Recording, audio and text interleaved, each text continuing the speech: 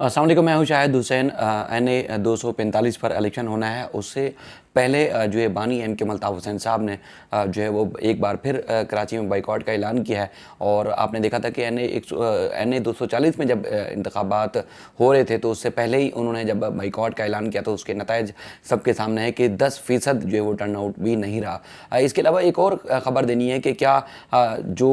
PSP और इसके अलावा जो MKM के दीगर धड़े थे, क्या NA 245 में जब इंतखाबात होंगे क्या एक साथ होने जा रहे हैं? नहीं जो होने जा रहे हैं, क्योंकि मामला जो है वो आगे संगीन होते जा रहे हैं। क्योंकि TLP के साथ ना सिर्फ PSP का जोड़ पड़ गया बल्कि MKM को भी टफ टाइम मिलने का खदशा है। क्योंकि NA 245 में डॉक्टर आमिर लियाकत की जगह पर जो ज़िमनी इंतखाब होना है और ज़िमनी इंतखाब में क्या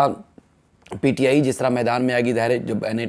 240 में नहीं हुआ था, उन्होंने बाइकआउट किया था MKM ने, और इसके अलावा जो है वो MK अल्ताफ़ हुसैन साहब ने, और इसके अलावा PTI ने भी इंतखाब में हिस्सा नहीं लिया। लेकिन यहाँ पर इंतखाब होना है और क्या क्या तब्दीली होने वाली है उसकी तफसीलात रखनी है आपके सामने। और एक बार फिर नज़र आ रहा है कि एक और अहम रहनुमा MKM के अल्ताफ़ हुसैन साहब का साथ छोड़ने के बाद वो कराची आ रहे हैं और उन्होंने बाकायदा तौर पर उनके ऊपर जो इल्ज़ामात थे 2 संगीन नोयत के, उसमें उन्होंने ज़मानत ली है। आज कौन पेश हुए सिंध हाई कोर्ट में, उसकी तफसीलात भी आपके सामने रखनी है। सबसे पहले ये है कि TLP मुफ्ती मुनीबुर रहमान और मुस्तफ़ा कमाल साहब के दरमियान जो है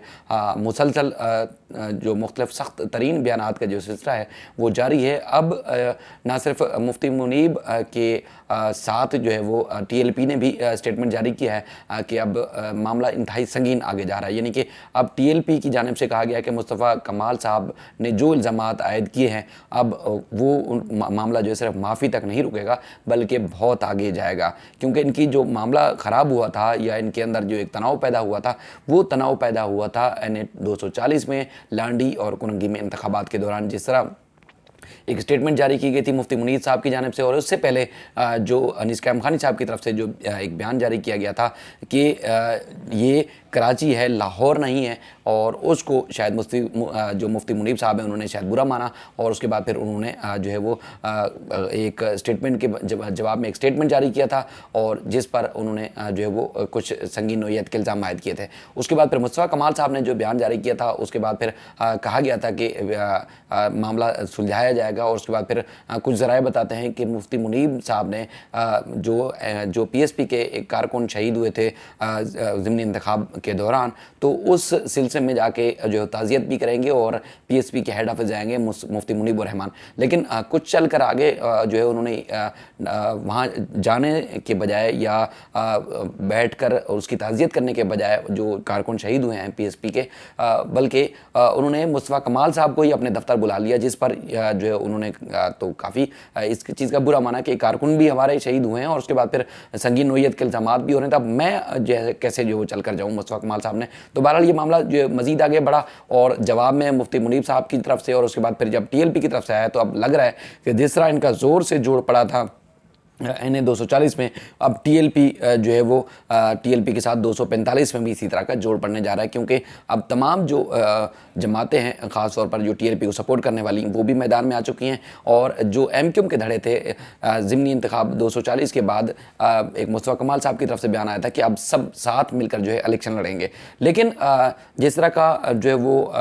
जो रवैया है आपस में, क्योंकि आफाक अहमद साहब भी अपना उम्मीदवार खड़ा करने जा रहे हैं, उनका वोट बैंक भी है लाइन्स एरिया और कुछ इलाकों में जो NA 245 की हदूद में आते हैं, और इसके अलावा PSP अपने जो है उम्मीदवार को सामने ला रही है और MKM पाकिस्तान जो है वो भी अपने उम्मीदवार को सामने ला रही है। और ख़ास तौर पर जिन्होंने गुज़श्ता इंतखाब में जो है वो मार्का सर किया था NA 245 का, डॉक्टर आमिर लियाकत की जो है सूरत में इंतखाब जीता था, तो अब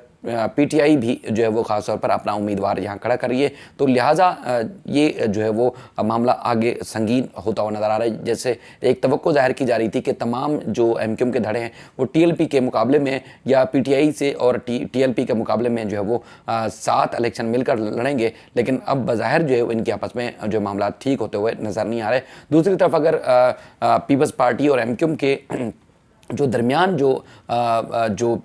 एक मुआहदा हुआ था और उसके बाद फिर ख़ास तौर पर मुआहदे के बाद उस पर अमल दरामद होना था, अब तक उसमें भी कोई पेशरफ सामने नहीं आ रही। और इसी तनाजुर में हम देखते हैं कि पीटीआई और एमक्यूएम के रहनुमाओं के दरमियान जो है वो एक मज़ीद जो बयानात का सिलसिला है, बल्कि सवालात उठाने का जो सिलसिला है वो भी शुरू हो चुका है। यानी कि अब नज़र आ रहा है कि बाकायदा तौर पर जो पीटीआई, एमक्यूएम, पीएसपी,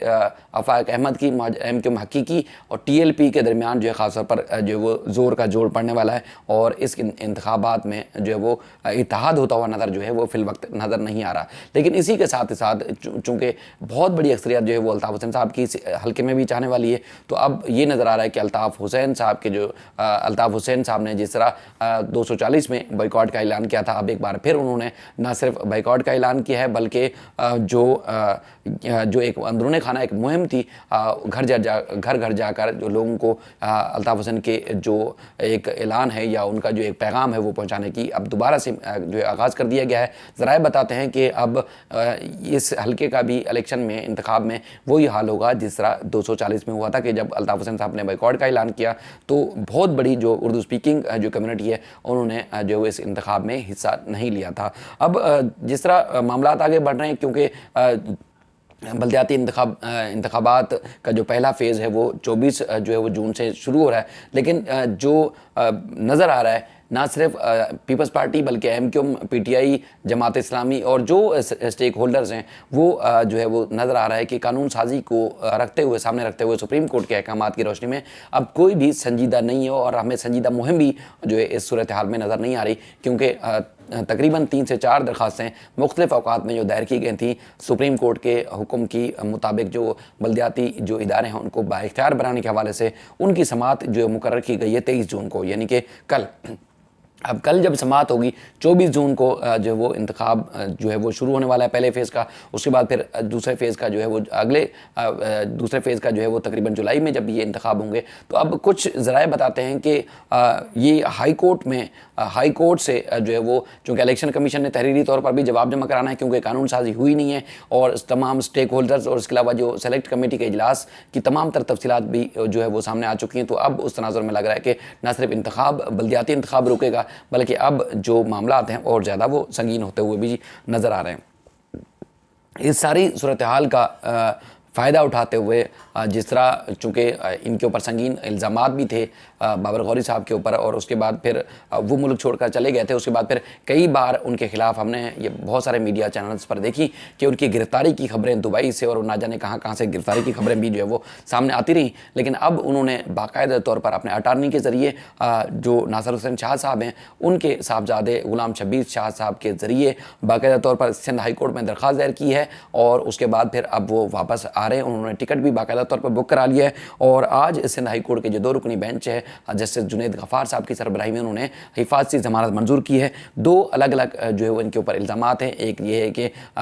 जो पोर्ट एंड शिपिंग जो है वो का महकमा इदारा है उसमें गैर कानूनी भर्तियाँ और इख्तियारात के नाजायज़ इस्तेमाल के ऊपर उनके खिलाफ रेफरेंस दायर हो चुका है। इसमें ना सिर्फ इश्तिहारी बल्कि मफरूर मुलजिम जो है डिक्लेयर हो चुके थे उसमें, और इसके अलावा FIA जो है इनके ऊपर और इस्लामाबाद में जो है तहकीकात कर रहा है। तो इन दोनों केसेस में हिफाजती ज़मानत उन्होंने जो है वो मंजूर की है और अदालत ने जो मुतल्लिका अदालत है या ट्रायल कोर्ट है 14 दिन के अंदर अंदर इनको रजू करने का जो है हुक्म दिया है और 2 लाख रुपए के मचल के जो है वो उन्होंने जमा कराने की जो है इजाज़त दी है। और उसके अलावा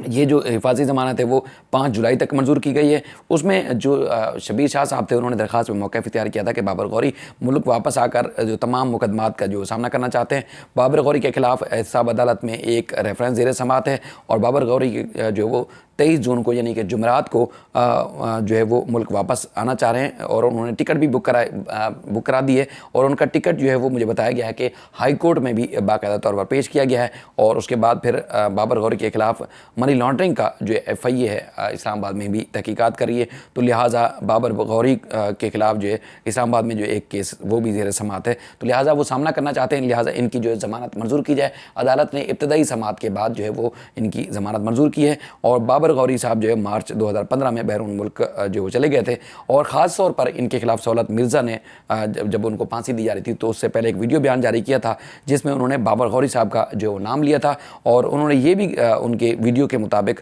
कि बाबर गौरी जो साबिक MD KESC हैं शायद हामिद साहब, उसके कत्ल में भी जो है वो मुलव्वस उन्होंने करार दिया था। और बहरहाल इस तरह के और भी संगीन नोयत के इल्ज़ाम थे, मुख्तलिफ लोगों की JITs और मुख्तलिफ इंटेरोगेशन रिपोर्ट्स भी सामने आती रही हैं, लेकिन अब जो है चूँकि ऑफिशियल इनके ऊपर 2 मुकदमा दर्ज हैं और उसके बाद फिर JITs और इंटेरोगेशन रिपोर्ट, तो आपको पता है जब